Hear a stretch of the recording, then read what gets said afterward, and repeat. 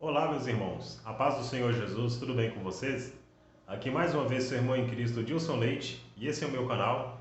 E estou aqui para mais um vídeo da Escola Bíblica Dominical, classe de jovens.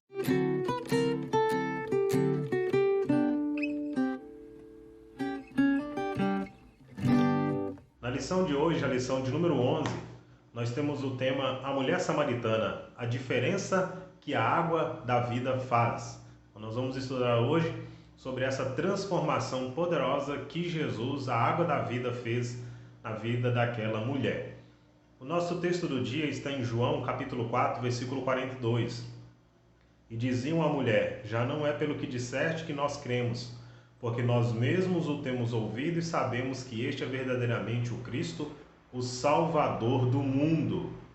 A samaritana, numa conversa com Jesus, teve a sede da sua alma saciada pelo Mestre. Todo aquele contexto em que ela foi buscar água, no sentido material, água mesmo no poço, e Jesus inicia um diálogo com ela ali, falando da água da vida que ele tem para dar. E aí ela saiu dali saciada após um diálogo, uma conversa que nós vamos falar mais nessa lição. Então, o título da nossa lição: A Mulher Samaritana, a diferença que a água da vida faz.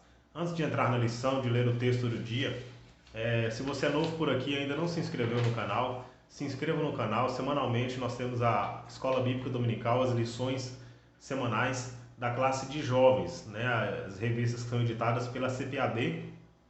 E aí você pode acompanhar, nós temos a playlist, né? Eu vou deixar aí nos cards a sugestão para você acompanhar a playlist do quarto trimestre, né? Já estamos quase encerrando, hoje é a 11ª aula, e você também pode estar acompanhando outros trimestres também, caso você queira, e outros temas que nós temos aí à disposição no canal. Deixe o seu like, compartilhe esse vídeo nas suas redes sociais, não se esqueça, se inscreva no canal e ative o sino das notificações para você receber sempre aí os novos vídeos que nós postarmos. Vamos para a lição então. O texto bíblico está registrado no livro de João, capítulo 4, do versículo 1 ao versículo 15. E quando o Senhor veio a saber que os fariseus tinham ouvido que Jesus fazia e batizava mais discípulos do que João, ainda que Jesus mesmo não batizava mais os seus discípulos, deixou a Judéia e foi outra vez para a Galiléia, e era-lhe necessário passar por Samaria. Foi, pois, a uma cidade de Samaria chamada Sicar, junto da herdade que Jacó tinha dado a José, e estava ali a fonte de Jacó. Jesus, pois, cansado do caminho, assentou-se junto à fonte, e era isso quase a hora sexta. Veio uma mulher de Samaria tirar água, e disse-lhe Jesus: dá-me de beber, porque os seus discípulos tinham ido à cidade comprar comida. Disse-lhe, pois, a mulher samaritana: como sendo tu judeu, me pedes água a mim, que sou mulher samaritana? Porque os judeus não se comunicam com os samaritanos. Jesus respondeu e disse-lhe: se tu conheceras o dom de Deus e quem é que te diz, dá-me de beber, tu lhe pedirias e ele te daria água viva. Disse-lhe a mulher: Senhor, tu não tem como tirar e o poço é fundo. Onde, pois, tem a água viva? És tu maior que Jacó, o nosso pai, que nos deu o poço, bebendo ele próprio dele, os seus filhos e o seu gado? Jesus respondeu e disse-lhe: qualquer que beber desta água tornará a ter sede, mas aquele que beber da água que eu lhe der, nunca terá sede, porque a água que eu lhe der se fará nele uma fonte de água a jorrar para a vida eterna. Disse-lhe a mulher: Senhor, dá-me dessa água, para que não mais tenha sede e venha aqui tirá-la. Então esse é o nosso texto para base para a nossa lição. O evangelista João apresenta essa história ocorrida no ministério de Jesus, quando ele passa por Samaria, naquela terra desprezada pelos judeus. Jesus se dirige à localidade onde havia o poço. A leitura que nós fizemos fala que João cita que era necessário passar por Samaria. Os judeus evitavam a qualquer custo, né, por causa da desavença deles em Samaria. Na reconstrução do templo, nós temos lições aí do terceiro trimestre, nós falamos sobre isso, sobre o motivo dessas desavenças, né? Eles eram um povo misturado, um povo misto, um povo que após levado para o cativeiro, eles pegaram pessoas de outras nações e colocaram ali, então, povos pagãos que aprenderam a adorar a Deus, porque os sacerdotes ensinaram, mas também adoravam a deuses estranhos. Então eles tinham essa divisão, essa separação por questões religiosas, por questões de adoração, e os judeus não aceitavam os samaritanos, então eles evitavam qualquer contato. E Jesus faz exatamente o oposto. Era necessário passar por aquele caminho, por aquele ali. Ele tinha algo para fazer, ele tinha almas para salvar. O impacto da palavra do Senhor foi tão grande que o testemunho daquela mulher alcançou a localidade em que vivia, a ponto de o Senhor dizer aos discípulos: levantai os olhos e vede quão grande é a seara e os campos estão brancos para a seara. Então Jesus mostra ali para os seus discípulos que ele veio para salvar os perdidos, ele veio para os seus, né? Os seus não receberam, então Jesus vai aos samaritanos, Jesus envia os apóstolos aos gentios. Então essa foi a missão que Jesus recebeu, de trazer salvação, e ele está cumprindo isso, quebrando protocolos, indo até a mulher samaritana, ainda que ele, sendo homem e judeu, foi falar com a mulher samaritana porque ele tinha interesse na salvação das almas. Quem tem interesse em que almas sejam salvas, ele vai romper barreiras, ele vai romper desavenças. Nós precisamos romper aquilo que nos impede de comunicar cada vez mais a palavra do Senhor, vencer as diferenças, vencer as barreiras e saber que o que nós temos do Senhor, nós temos que compartilhar com o próximo para que todos sejam salvos. Nós vamos para a nossa lição. A lição tem 3 tópicos e 3 subtópicos. O primeiro tópico é o caminho para a Galileia. O primeiro subtópico, uma rota necessária para Jesus. Jesus retirou-se da Judéia em direção à região dos Galileus e precisava passar por Samaria. O local que Jacó deu a José servia de abastecimento de água para pessoas e animais da região. Um ambiente repleto de influência gentia, e nesse caminho passou por Samaria. E é possível que houvesse outras rotas para que o Senhor fosse para a Galileia, mas João registra que era-lhe necessário passar por Samaria. Aqui um pouco do contexto geográfico, do contexto histórico, né? O próprio texto que nós leremos bíblico fala que aquele poço foi dado por Jacó a José. Então aquela região de Samaria era a região, né, na distribuição das tribos, ficou com a tribo de José.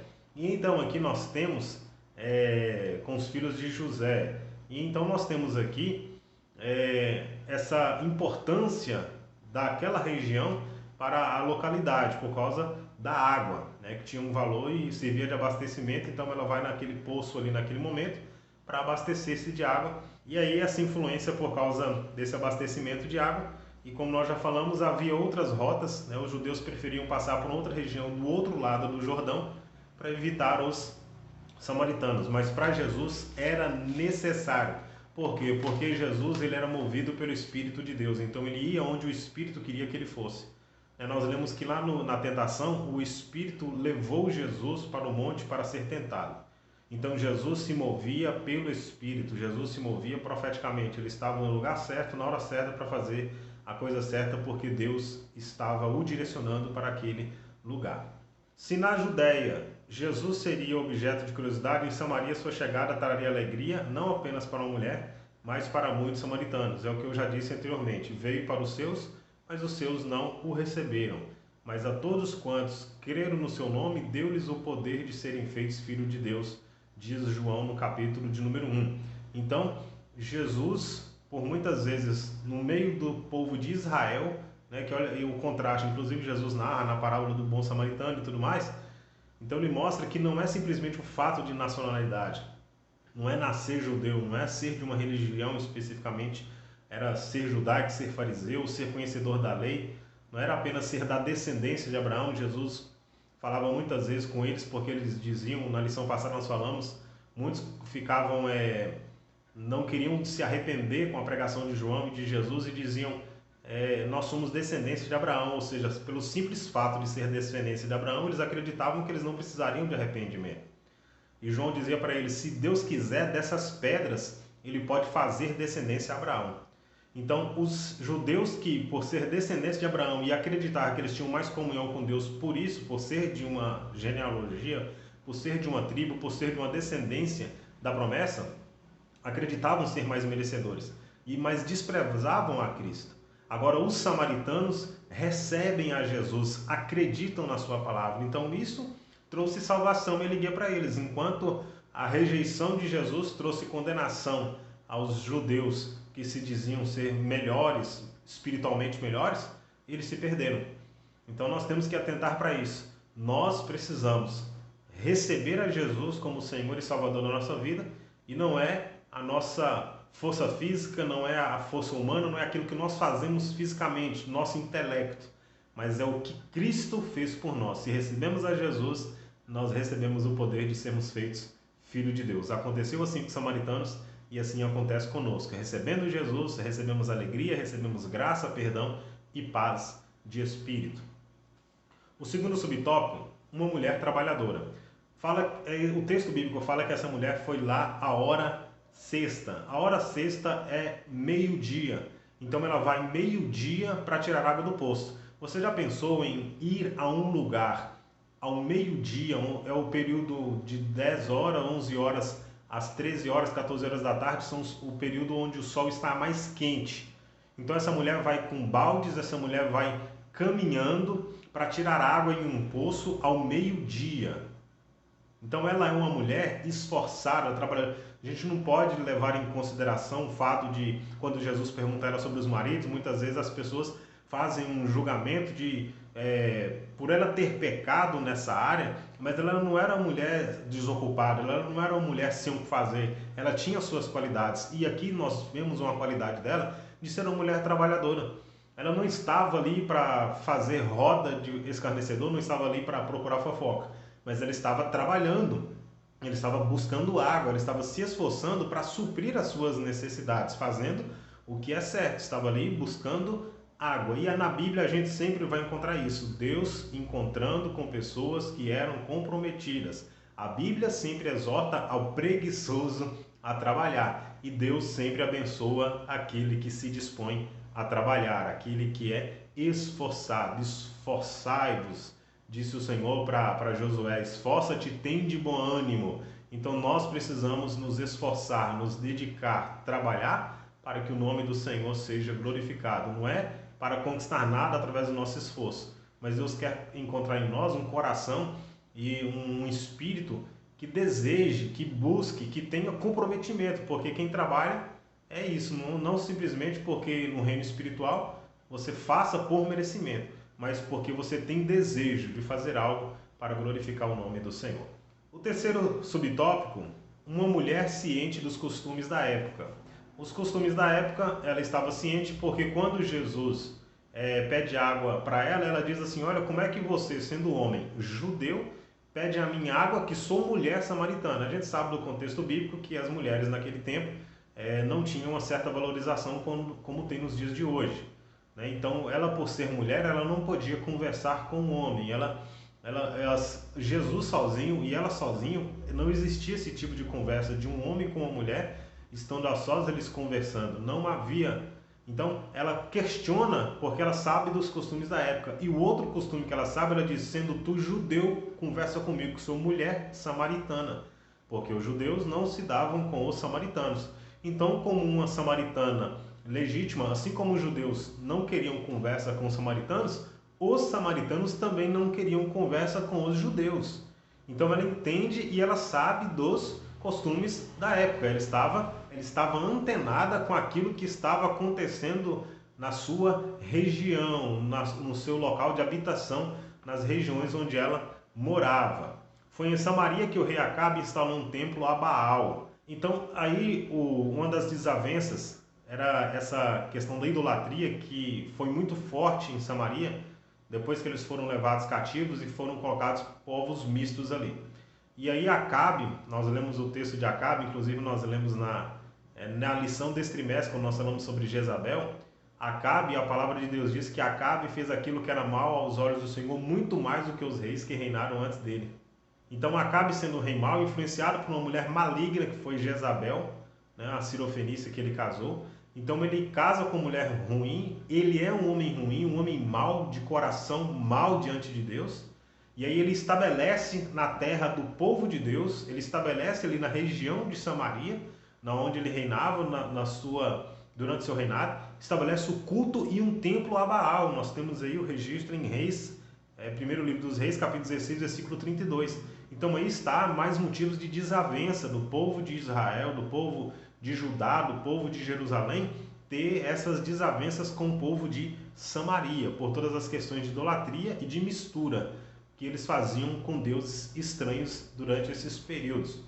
E aí nós temos Jesus fazendo aí um contraste, porque quando Jesus, como já disse, ele sempre mostrava para eles que não era simplesmente o fato de uma localidade em que você mora, não é simplesmente o fato de uma determinada geração, não é simplesmente o fato de uma genealogia que vai fazer você ser reconhecido diante de Deus como um justo.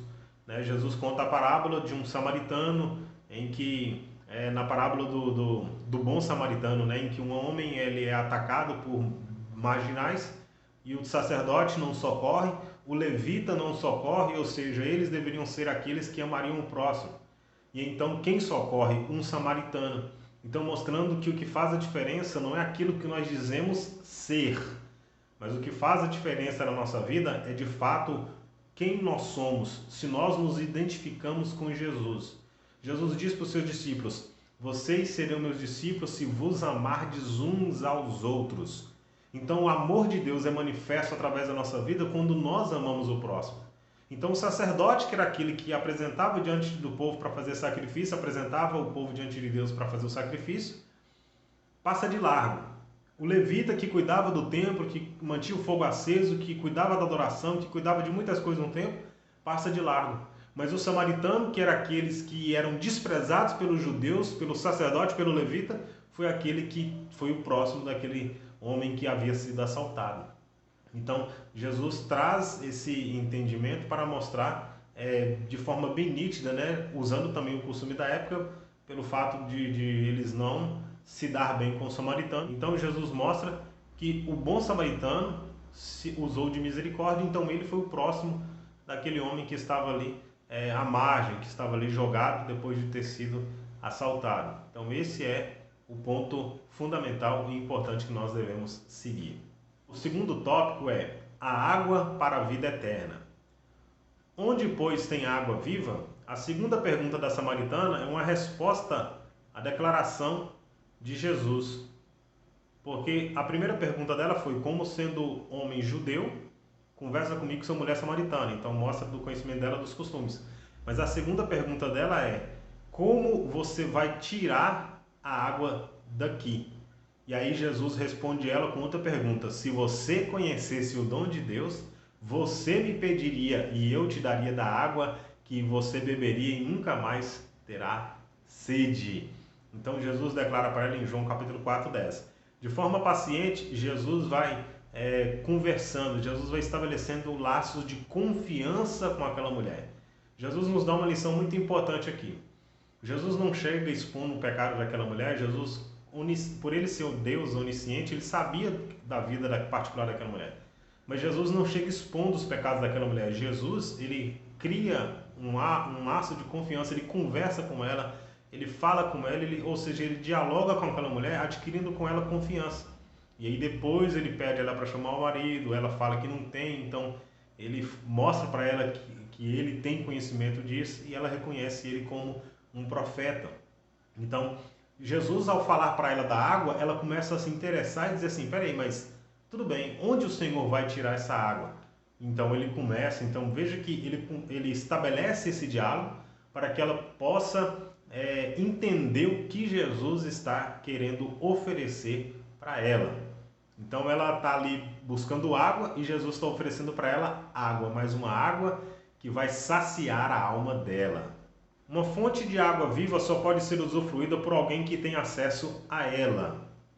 A mulher olhou para Jesus e viu nele um judeu ao lado de um poço sem instrumento para tirar a água. Ela olha para Jesus e fala assim: cadê o balde? Cadê a corda? Você não tem como tirar água do poço? Como é que você vai tirar a água? Então ela está dizendo assim, olha, ela pensa consigo: Jesus está me oferecendo, esse homem está me oferecendo uma água, mas ele não tem nada para tirar água aqui, porque ela pensou que Jesus ia tirar água do poço, mas Jesus está fazendo uma oferta para ela de uma água que jorra a vida eterna. Então só poderia dar água quem tem acesso a ela. Sem o balde, Jesus não tinha acesso à água, mas Jesus oferece uma outra água que ele tem acesso, porque ele é a água da vida. Jesus ofereceu a ela uma água que sacia a sede por toda a vida. A proposta dele é muito melhor. Quantas vezes nós vamos diante de Deus para poder buscar algo material e muitas vezes saímos frustrados porque Deus não quer nos dar, mas nós temos que entender que sempre Deus tem algo muito maior do que aquilo que nós queremos. Deus é poderoso para fazer muito mais além daquilo que pedimos, pensamos, imaginamos, pelo seu poder que opera na nossa vida, pelo seu Espírito. Imagina, a mulher sai da casa dela para buscar água e ela volta de lá saciada na sua alma, cheia da água da vida que jorra, porque ela jorrou de fato, porque ela transmitiu a mensagem para todos em Samaria. O segundo subtópico: és maior que o nosso pai Jacó? A pergunta da mulher mostra que ela tinha referência histórica. Jacó era considerado um ascendente dos que moravam naquela região. Então isso mostra, como já dissemos, ela tinha conhecimento, né, da sua genealogia, tinha conhecimento da região em que ela estava morando, né? Então ela diz a Jesus: és tu maior do que o nosso pai Jacó? Por quê? Porque Jacó deu o poço. E Jesus está oferecendo para ela uma água que vai saciar a sede dela e ela nunca mais vai precisar buscar esse tipo de água novamente. Mas mais uma vez é porque ela não entende, e então ela questiona mais uma vez Jesus: és tu maior do que o nosso pai Jacó? Para a samaritana, a grandiosidade de Jacó era inegável. Jesus diz que se ela bebesse daquele poço, teria sede novamente. Jesus não deturpou a imagem de Jacó, mas retornou a conversa no ponto principal: a sede que só pode ser saciada por ele. Então, quando ela questiona: és tu maior do que o nosso pai Jacó? Ele mostra: não, essa água que Jacó te deu, ela é necessária, ela é boa, ela sacia a sede, mas só que aí você vai ter que voltar aqui sempre para buscar essa água de novo, porque você volta a ter sede. Assim como ele falou: vocês que comeram pão no deserto, o maná, vossos pais comeram e morreram. Quem comer do pão que eu lhe der, nunca morrerá. Então Jesus está falando de um alimento espiritual, de um alimento que vai nos dar vida eterna, vida em abundância. Então é essa água espiritual que vai saciar a sede que ela tinha dentro dela. Ela procurava saciar a sede nos relacionamentos, mas Jesus está mostrando para ela que a única forma de saciar a sede que temos dentro de nós é com a água da vida, saciando a sede da nossa alma, porque nós temos naturalmente, porque todo ser humano ele foi criado à imagem e semelhança de Deus, todo ser humano ele foi criado com o Espírito. A Bíblia diz que nós somos corpo, alma e Espírito. Então, o nosso corpo de carne, nós temos o Espírito e nós temos uma alma que necessita de Deus. Então, quando não buscamos a Deus, nossa alma vai tendo sede, vai tendo fome de Deus. E aí, o homem sem conhecimento, muitas vezes ele vai buscar saciar essa sede e essa fome naquilo que não pode saciar, assim como aquela mulher procurava nos relacionamentos. Mas a única forma de saciar essa sede e essa fome especificamente é alimentando do pão da vida e da água da vida, que é Jesus. O terceiro subtópico: não tenho marido. No desenvolver do diálogo, o mestre diz à mulher para chamar o seu marido, e a resposta dela é que não tinha marido. Jesus aproveita e comenta que ela havia dito a verdade, porque ela já tinha se relacionado com vários homens, com vários maridos, e aquele que ela estava tendo no momento não era o marido dela. Então Jesus aproveita o momento da conversa. Então veja que ele gerou uma certa confiança naquela mulher para que ela pudesse, né, se abrir com ele e falar essa verdade. Essa parte da história mostra que a samaritana buscou várias vezes ser aceita e amada. Somente em Deus ela seria uma mulher completa. E hoje, muitas vezes, com o advento das redes sociais, tem muitas pessoas que postam as coisas nas redes sociais, postam fotos, postam vídeos, na intenção de receber like, na intenção de receber comentários, na intenção de receber visualizações, simplesmente pelo fato dele se sentir aceito, simplesmente pelo fato dele se sentir valorizado. Então essa é uma sede também. Não quero dizer aqui que todos que postam têm essa vontade, essa sede, porque naturalmente nós postamos aquilo que gostamos, fotos de família e tudo mais. Mas eu digo especificamente de muitas pessoas que têm um sentimento dentro de si que ele precisa daquilo. Muitas pessoas, quando não recebe muitos comentários, muitos likes, quando não tem vamos dizer assim, quando ele não corresponde às suas expectativas aquilo que ele fez, ele fica chateado, ele fica triste. Por quê? Porque ele está buscando naquilo ser aceito pelas pessoas, ser aceito, ser amado, ser reconhecido. Mas nós precisamos entender que se nós recebemos o poder e a autoridade de ser chamado filho de Deus, de beber da água da vida, de comer do pão da vida, isso nos basta. É disso que nós precisamos primeiramente. E então, se nós reconhecemos que nós somos aceitos por Deus, nós somos aceitos por Deus para ser chamado de filho, nós somos aceitos por Jesus para morar com Ele na eternidade. Então, se você receber desse alimento, dessa água e crer nessa verdade, você não vai precisar buscar mais ser aceito e amado pelas outras pessoas. Você não vai ser dependente da opinião dos outros, mas nós devemos depender unicamente da opinião de Deus a nosso respeito. E a opinião de Deus é que você é amado. A opinião de Deus é que você tem valor porque Ele enviou Jesus para que você pudesse receber perdão e salvação. Então receba da parte de Cristo o amor, a graça, o perdão e misericórdia e reconheça, você é amado de Deus. Jesus não condenou a mulher na busca pelo amor conjugal, mas deixou claro que aquele relacionamento não trazia para ela o reconhecimento devido e esperado, porque o que ela deveria buscar era algo espiritual, e é o que Jesus está apresentando para ela, porque ela não tinha conhecimento. O terceiro tópico, este é verdadeiramente o Cristo. O primeiro subtópico é, vejo que és profeta. Quando Jesus fala para ela que ela não tinha marido, que o que ela estava agora não era marido, ela reconhece Jesus e diz assim, olha, vejo que tu és profeta. Enquanto uma mulher samaritana fala para Jesus assim, ó, em pouco tempo de conversa, ela declara para Jesus, vejo que tu és um profeta.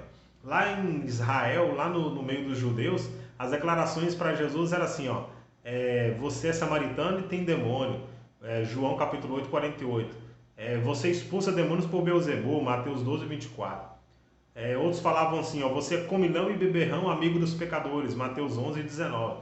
Então, a declaração dos judeus que se declaravam mais justos e mais santos do que os samaritanos eram totalmente denegrindo Jesus, eram comentários que estavam tentando denegrir a imagem do Senhor.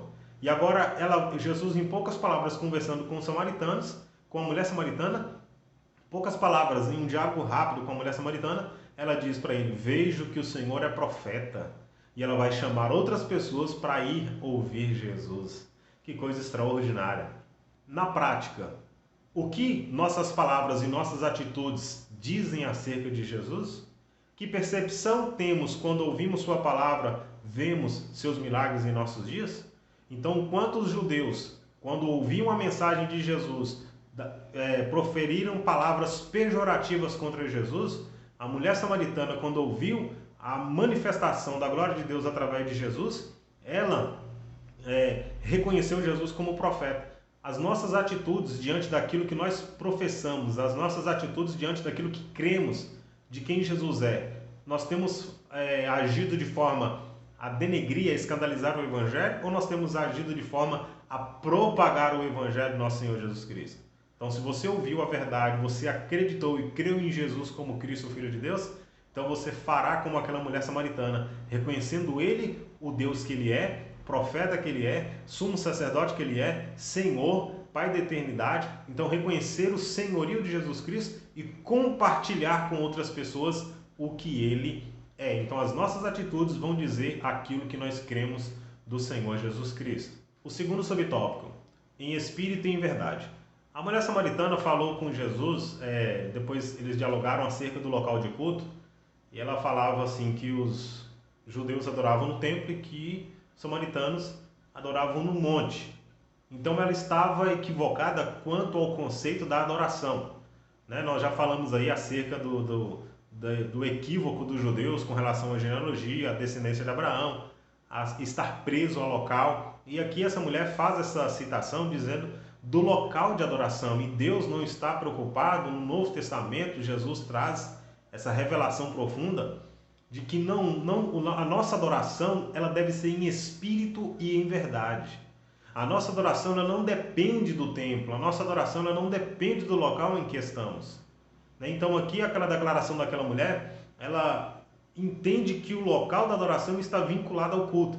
E isso nós temos que também quebrar, tem que ser um paradigma a ser quebrado, porque muitas pessoas pensam que só glorifica a Deus no culto. Não, a nossa vida deve ser um estilo de vida de adoração. Quando a palavra de Deus diz que nós temos que adorar a Deus em espírito e em verdade, quer dizer que a nossa adoração ela é influenciada e dirigida pelo Espírito e pela verdade da palavra de Deus, ou seja, para que você possa adorar a Deus de forma coerente, de forma bíblica, de forma agradável, Salmo 119, versículo 7. Louvar-te-ei com retidão de coração, quando tiver aprendido os teus justos juízos. Então, quanto mais você aprender da palavra de Deus, mais próximo de apresentar um louvor aceitável e agradável diante do Senhor, você vai estar. Ninguém será perfeito, mas quanto mais você aprende da palavra de Deus, uma adoração mais agradável ao Senhor você apresentará. O Monte Gerizim contrastava com Jerusalém no quesito de adoração para judeus samaritanos. Judeus no templo e samaritanos no Monte Gerizim, até porque a questão de divisão de Reino do Norte e Reino do Sul, o templo fica na região de Judá e na região de Israel eles não tinham templo para adoração.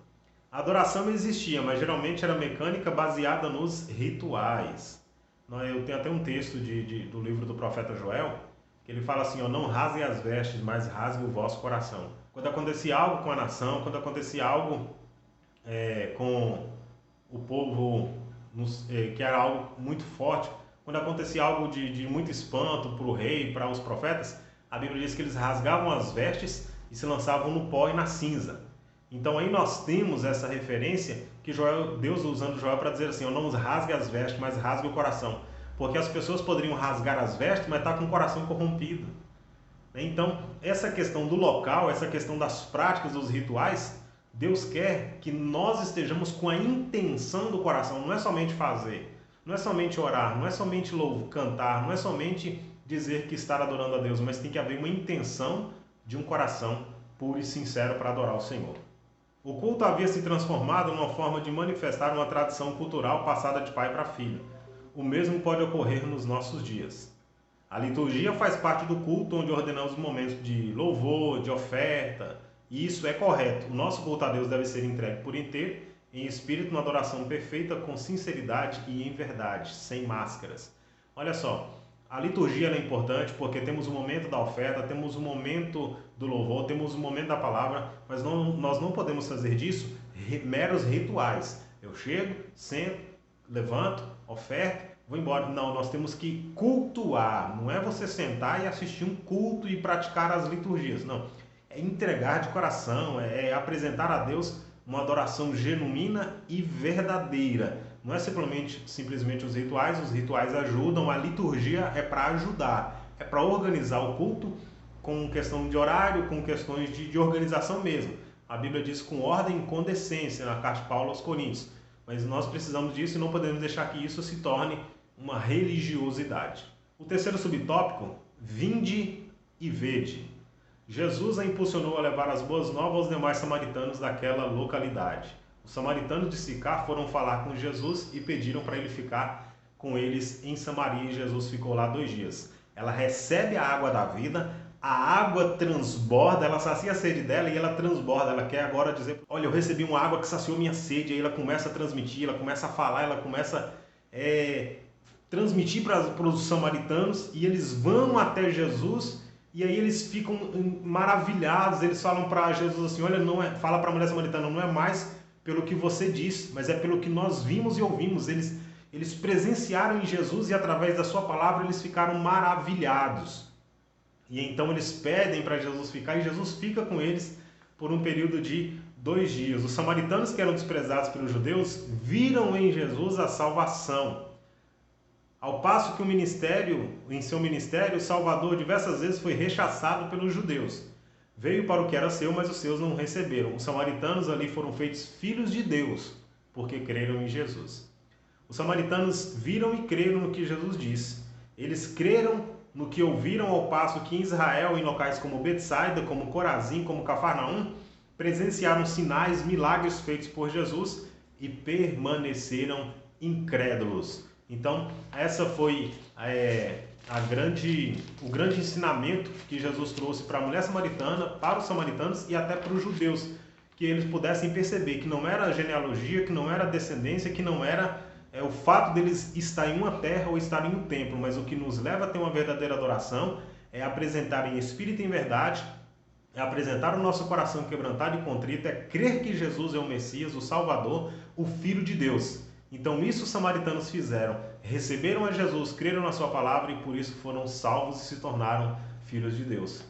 O encontro de Jesus com a mulher samaritana nos mostra que é possível trazer para Deus uma adoração sincera e verdadeiramente espiritual. Mostra que para Deus não importa o sexo da pessoa, sua condição social, seu estado civil, pois Deus ama a todos e deseja que sejam alcançados pelo Evangelho. Revela também que o testemunho de uma pessoa pode transformar uma localidade inteira e que a fé naquilo que Jesus diz é suficiente para que pessoas sejam alcançadas e transformadas pelo poder de Deus. O testemunho da mulher samaritana transformou a vida de todos os samaritanos, eles receberam a Jesus, que nós possamos seguir o mesmo exemplo, que a água da vida possa fazer diferença e nós venhamos saciar a nossa sede a cada dia em Jesus e que possamos compartilhar desse evangelho lindo e maravilhoso. Deus abençoe a sua vida, muito obrigado por ter assistido essa aula até aqui, um forte abraço e até a próxima lição.